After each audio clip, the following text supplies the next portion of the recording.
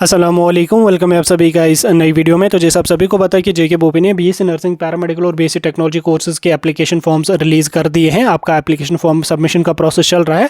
2 अप्रैल को रजिस्ट्रेशन का process close हो जाएगा। इस बीच आपके एग्जाम की अगर मैं बात करूँ टेंटेटिव डेट के हिसाब से आपका 27 अप्रैल को एग्जाम होने वाला है, लेकिन वो 5-6 दिन चेंज हो जाएगा। तो आपका मई के पहले दूसरे हफ्ते में यहाँ पे एग्जाम कंडक्ट हो जाएगा। अब अगर हम इस हिसाब से देखें तो लगभग आपके पास 1 से 1.5 महीने का टाइम यहाँ पे बचा है एग्जाम के लिए। अब इस लास्ट के 1 महीने में या लास्ट के 1-1.5 महीने में आपकी क्या स्ट्रैटेजी रहनी चाहिए, किन किन चीज़ों पे आपको ध्यान देना है, वो सारी चीज़ें आपको मैं एक्सप्लेन करके समझाऊंगा। सभी चीज़ों के बारे में आपको मैं बताऊंगा। कुछ इंपॉर्टेंट चीज़ें हैं, कुछ इंपॉर्टेंट टिप्स एंड ट्रिक्स हैं जो मैं आपको समझाऊंगा। ये वीडियो आपके लिए इंपॉर्टेंट रहेगा। वीडियो को पूरा एंड तक देख लेना, चैनल को भी सब्सक्राइब कर देना, व्हाट्सएप और टेलीग्राम ग्रुप ज्वाइन कर लेना, लिंक डिस्क्रिप्शन में आपको मिल जाएगी। तो चलिए वीडियो को शुरू कर ले। तो देख लेते हैं यहाँ पे बीएससी नर्सिंग के एग्जाम के बारे में। तो देखो, आप में से बहुत सारे बच्चे हमें मैसेज और कॉल्स वगैरह भी करते रहते हैं, पूछते रहते हैं। बच्चों का अक्सर ये कहना होता है कि हम जो चीज़ें पढ़ते हैं, हम जो सिलेबस पढ़ते हैं, जब हम उसको रिवाइज करने की कोशिश करते हैं तो वो सारी चीज़ें हमें भूल गई हुई होती हैं। ठीक है, ऐसा एक बच्चे का कहना नहीं है, ऐसा बहुत सारे बच्चों का कहना है। काफ़ी सारे कमेंट्स भी आते हैं, काफ़ी सारे मैसेजेस और कॉल्स भी आते हैं। तो आप बच्चों को मैं बता दूं, देखो ऐसा नहीं कि ये चीज़ें पहली बार हो रही हैं, लाइक आप ही के साथ हो रही है। ये हर बच्चे के साथ होता है, हमारे साथ भी होता है, आपके साथ भी होता है,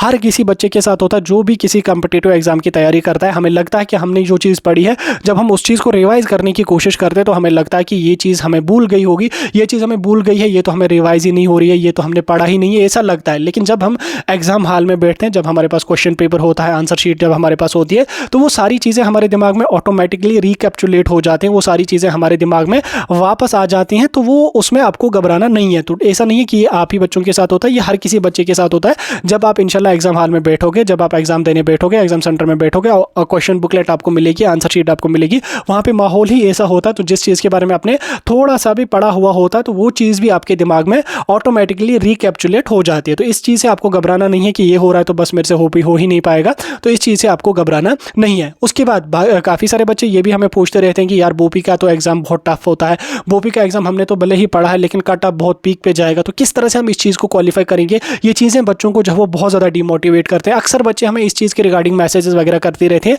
तो देखो, आप बच्चों को मैं बोलूँ कि बोपी का जो पेपर होता है ये बहुत ईजी होता है। जिस हिसाब से इन्होंने सिलेबस नीट लेवल का डाला है, उस हिसाब से बोपी का पेपर बहुत आसान होता है। बेसिक लेवल के क्वेश्चन आपको पूछे जाते हैं। थ्योरेटिकल पोर्शन पे उतना ज़्यादा फोकस नहीं होता, चाहे फिजिक्स हो चाहे केमिस्ट्री हो। मैक्सिमम जो फोकस होता है वो आपका इसमें थ्योरेटिकल पोर्शन पे ही होता है। न्यूमेरिकल टाइप क्वेश्चंस पे उतना ज़्यादा फोकस नहीं होता। आप लास्ट ईयर का पेपर उठा के देखोगे, लास्ट ईयर में आपको जो वो फिजिक्स और केमिस्ट्री से ना के बराबर न्यूमेरिकल क्वेश्चंस देखने को मिलेंगे। तो ओवरऑल आप प्रीवियस ईयर का कोई भी पेपर उठा के देख लो, तो ना के बराबर क्या मतलब बहुत कम आपको जो है वो न्यूमेरिकल टाइप क्वेश्चंस आपको वहाँ पे देखने को मिलेंगे। मैक्सिमम जो फोकस होता है बोपी का वो थ्योरेटिकल पोर्शन पे होता है। तो ऐसा नहीं कि पेपर बहुत टफ आ जाएगा, आपसे ये चीज़ें नहीं हो पाएंगी। पेपर टफ नहीं होता है, ठीक, कोई बड़ा कॉम्पिटिटिव एग्जाम है नहीं, जस्ट स्टेट लेवल का बीएससी नर्सिंग का एग्जाम है। आपसे पहले भी हज़ारों लाखों बच्चों ने जो है वो इस एग्ज़ाम को बहुत अच्छे स्कोर से क्वालिफाई किया। तो ऐसा नहीं कि आप पहले पर्सन हैं जो इस एग्ज़ाम में पार्टिसिपेट कर रहे हैं, तो ऐसा कुछ भी नहीं है। पेपर बहुत आसान होता है और इंशाल्लाह अगर आप पढ़ के जाओगे तो आप अच्छा खासा स्कोर करके आ जाओगे। उसके अलावा आप यही बात याद रख लेना,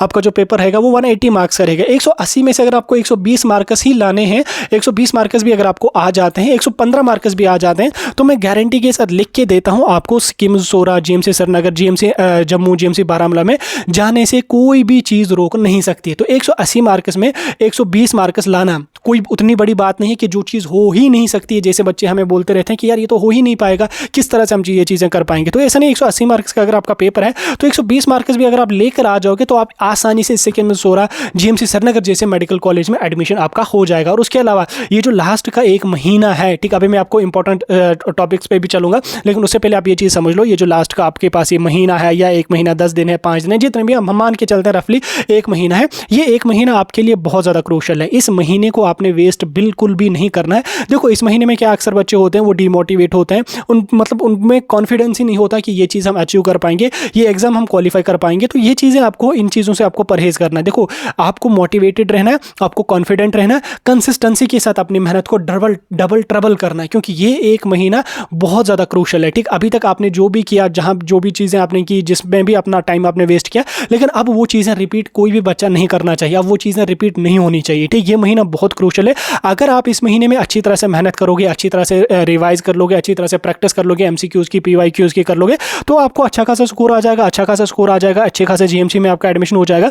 जब आपके अच्छे जीएमसी में एडमिशन होगा, लाइक स्किम्स में आपका होगा, श्रीनगर में होगा, बारामूला जीएमसी में होगा, जम्मू जीएमसी में आपका होगा, तो आपकी फैमिली को भी आप पे प्राउड होगा, आपको भी अपनी मेहनत पे प्राउड होगा, और इंसान में एक जो है वो मोटिवेशन बन जाता है। ठीक, जब आप एक बार कोई चीज़ अचीव कर लेते हो तो अल्टीमेटली इंसान के अंदर जो है वो मोटिवेशन बन जाता है। इंसान कॉन्फिडेंट होता है कि नहीं, मैंने आज अगर ये वाला एग्जाम क्वालिफाई किया, कल को मैं नॉर्सेट का एग्जाम भी क्वालिफाई कर सकता हूँ, कल को मैं जो है वो यूपीएससी केएस का एग्जाम भी क्वालिफाई कर सकता हूँ, क्योंकि बीएससी करने के बाद आप यूपीएससी के लिए एलिजिबल होते हैं और केएस के लिए भी आप एलिजिबल होते हैं, या नहीं तो आपका अपना जो नॉर्सेट का एग्जाम होता है वो चीज़ भी आप आसानी से जो है वो क्वालिफाई कर पाओगे। तो उसके लिए आप लोग जो है वो ये एक महीना है, ये बहुत ज़्यादा क्रूशल है। इसमें आपको मोटिवेटेड रहना है, इसमें आपको कॉन्फिडेंट रहना है, अपना टाइम बिल्कुल भी वेस्ट नहीं करना है। ठीक, अच्छे जीएमसी में आपका एडमिशन जब एक बार हो गया तो आपकी पूरी की पूरी लाइफ सेट है। घर वालों पे भी फी का बर्डन नहीं पड़ेगा, क्योंकि गवर्नमेंट में आपको जब वो 8-10 हज़ार फी लगेगी, प्राइवेट में आपको 1 लाख, 1.5 लाख, 2 लाख तक भी फी आपको जाती है। अगर आपको एस्काम्स मिलेगा तो एकेडमिक फी उसमें 1,15,000 है, फिर हॉस्टल वगैरह को छोड़ के वो लगभग 2 लाख तक यहाँ पे 1 साल का जाता है। फिर आप खुद देख लो 4 साल का बाकी फिर खर्चा, कितना ज़्यादा बर्डन आपके घर वालों पे पड़ेगा।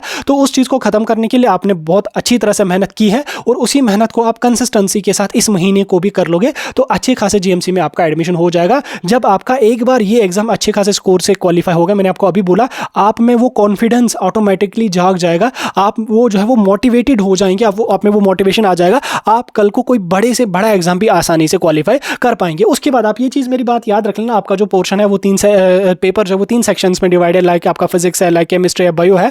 तो इन 3 सेक्शंस में से हर सेक्शन से आपको 60-60 क्वेश्चंस आने वाले हैं, 60-60 मार्क्स आने वाले हैं। उसमें आपको ये चीज़, मेरी बात एक याद रखनी है, जो आपका बायो के 60 मार्क्स है, उसमें कोई बच्चा ये नहीं कहना चाहिए कि बायो में मैंने 5 चैप्टर छोड़ दिए, बायो मुझसे नहीं हो पा रहा। देखो मेरे भाई, बायो का जो पोर्शन है, बायो के जो 60 मार्क्स हैं, ये बहुत ज़्यादा क्रूशल है। ठीक, ये आपके स्कोर को बहुत ज़्यादा बूस्ट देंगे। आप प्रीवियस ईयर के पेपर उठा के देख लो, उसमें आप बायो का सिलेबस, बायो के क्वेश्चंस उठा के देख लो, आप देख लो बायो में कितने बेसिक लेवल के क्वेश्चंस आपको पूछे गए हैं, कितने ईजी लेवल के क्वेश्चंस आपको पूछे गए हैं। तो आप उस चीज़ को देख लो। ठीक, क्योंकि बायो में अगर आपको जो है वो अच्छा खासा स्कोर आ जाएगा, वो ओवरऑल आपका जो स्कोर होगा उसको बहुत ज़्यादा बूस्ट दे देगा। उसके अलावा जो आपका फिजिक्स का पोर्शन है, उसमें बच्चे हमें बहुत बोलते रहते हैं कि यार फिजिक्स तो हमसे नहीं हो पाता है, फिजिक्स में तो न्यूमेरिकल आ जाएंगे, फिजिक्स में ये आ जाएगा, वो आ जाएगा, ऐसा आ जाएगा, वैसा आ जाएगा। तो आपको मैं बता दूं कि फिजिक्स में न्यूमेरिकल टाइप क्वेश्चन भी आते हैं, लेकिन ज़्यादा क्वेश्चन आपको थ्योरेटिकल पोर्शन से आते हैं, ज़्यादा क्वेश्चन आपको न्यूमेरिकल नहीं आते हैं, क्योंकि न्यूमेरिकल में जो वो कुछ ही टॉपिक्स ऐसे हैं जहाँ से न्यूमेरिकल टाइप क्वेश्चन पूछने के चांसेस हैं। तो आपको क्या काम कर लेना है, फिजिक्स को आपको 2 सेक्शंस में डिवाइड करना है,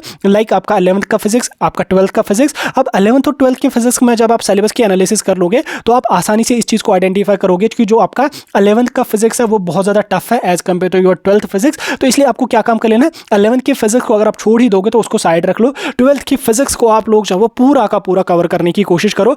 12th अगर आपको ओवरऑल फिजिक्स के जो 60 मार्क्स हैं, अगर आपको 60 में से 30 मार्क्स भी छोड़ने पड़े फिजिक्स के तो छोड़ दो उसको। ठीक, कोई बड़ी बात नहीं, तो आप 30 मार्क्स भी उसके छोड़ सकते हो। अगर आप 25 से 30 मार्क्स भी फिजिक्स में आ जाएंगे तो आपकी परसेंटेज को जो हो ये बहुत ज़्यादा बूस्ट देंगे। अगर आपको 25 से 30 मार्क्स भी फिजिक्स में आ गए आउट ऑफ 60 मार्क्स, तो आपको जीएमसी में जाने से कोई भी नहीं रोक सकता, क्योंकि अगर आपके जो आपका बायोलॉजी का पोर्शन है जहाँ से आपको 60 मार्क्स होंगे, मैंने अभी बोला कोई बच्चा ये नहीं कहना चाहिए कि बायोलॉजी में मैंने ये यूनिट छोड़ा, वो यूनिट छोड़ा।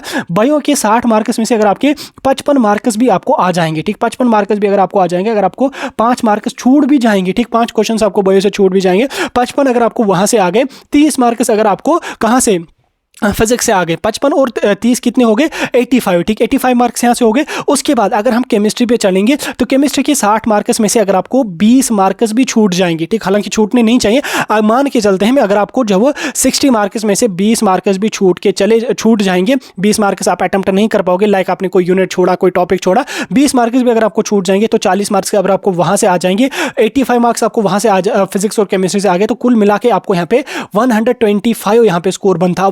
125 में से भी हम 5 मार्क्स और छोड़ देते हैं, अगर आपको 120 मार्क्स भी आ जाते हैं तो आपको जो वो स्किम्स सोरा जीएमसी श्रीनगर में जाने से कोई भी चीज़ रोक नहीं सकती है। तो इसलिए आपको क्या काम करनी होगी, ये जो एक महीना है इसमें मेहनत करनी है, अच्छी तरह से मेहनत करनी है, पीवाईक्यूज की प्रैक्टिस करनी है। अगर आपको नहीं मिल रहे हैं प्रीवियस ईयर के पेपर्स तो आप लोग गूगल पे यूट्यूब पे सर्च कर लो, JK BOPEE BSc nursing previous year papers by Sajad speaks. मैंने वीडियो डाला है, मैंने अपनी वेबसाइट पे सारे पेपर्स उनकी आंसर कीज अपलोड करी है। मैंने उस वीडियो में आपको समझा भी दिया है कैसे आपने ये चीज़ें डाउनलोड करनी है, आप उस वीडियो को देखो और अपने प्रीवियस ईयर के पेपर डाउनलोड करो, नहीं तो गूगल पे आप जाके सर्च कर सकते हैं JK BOPEE BSc nursing previous year papers by Sajad speaks. आपको हमारी वेबसाइट का लिंक मिल जाएगा, आप उस लिंक पे क्लिक करके प्रीवियस ईयर के पेपर्स उनके आंसर कीज डाउनलोड कर सकते हैं। ठीक, बाकी मेहनत करो, अच्छी तरह से मेहनत करो, मॉक टेस्ट वगैरह मैं अपलोड करता रहूंगा, पीवाईक्यूज आपको मैं देता रहूंगा, क्वेश्चंस आपको मैं प्रैक्टिस करवाता रहूंगा, मेहनत आपको करनी है। ठीक, फिलहाल मैं भी थक गया, लगभग 10 मिनट का वीडियो हो गया, मुझे भी रोजा है, प्यास बहुत ज्यादा लग रही है, आज गर्मी भी बहुत ज्यादा है। तो आप इस वीडियो को अपने दोस्तों के साथ शेयर कर लेना। वीडियो अगर थोड़ा सा अच्छा लगा, वीडियो को लाइक शेयर करके एक प्यारा सा कमेंट करके हमें इंस्टा पे फॉलो जरूर कर